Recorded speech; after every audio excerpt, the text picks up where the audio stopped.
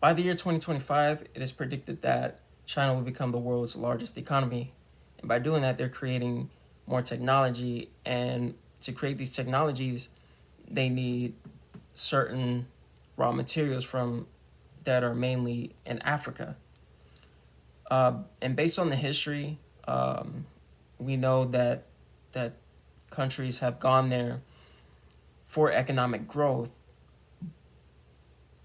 and taking their raw materials.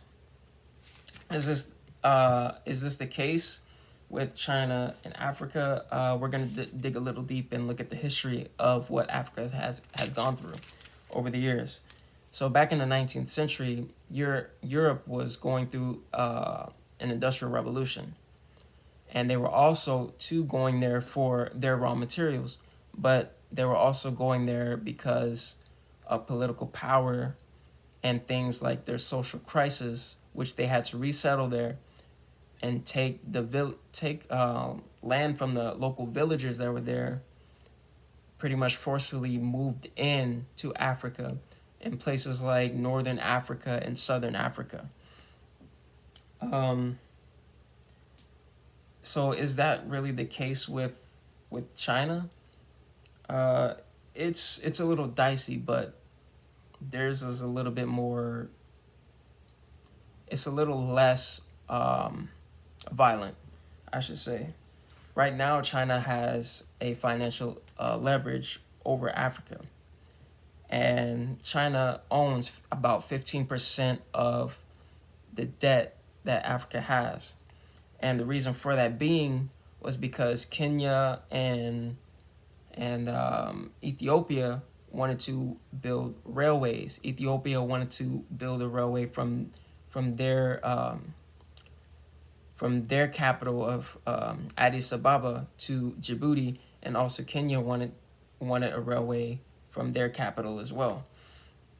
But for um, both these countries, it was too expensive to build these railways, and for Kenya, their railway to build their railway, it was already over budget 4 times, and China essentially gave them about 80% of the cost to build it.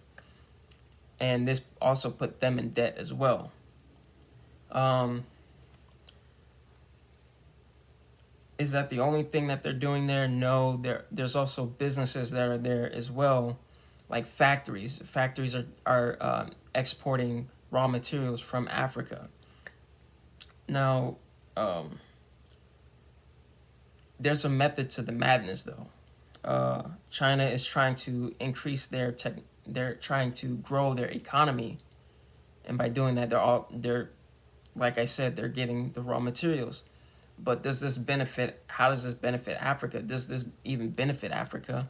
Uh, and it does, because these factories are being employed by the locals who work there, and business and other businesses that are there that are owned by Chinese people are also employing locals. Like when I was in Ghana, there was There was a Chinese restaurant that we went to that was mostly employed by the local Ghanaians that were there, that lived there. And the profits that these business owners make gets pumped back into the economies of these countries and these nations of Africa, as well as the like people who are managing these factories and managing these businesses can also look and see what these business owners are doing, and they can in turn pretty much create their own businesses as well, which is also a big plus for these African nations' economies. Now, in conclusion, is this a new type of imperialism or recolonization? My opinion, uh, I it's kind of dicey, because you can also see in the Philippines that China also have a leverage over them. They can literally turn off their electricity if they're not paying off their debt. Now, with Africa, it's kind of not the case, but you can see why a lot of people are weary of China's presence in Africa, based on on the history that Africa has with other nations.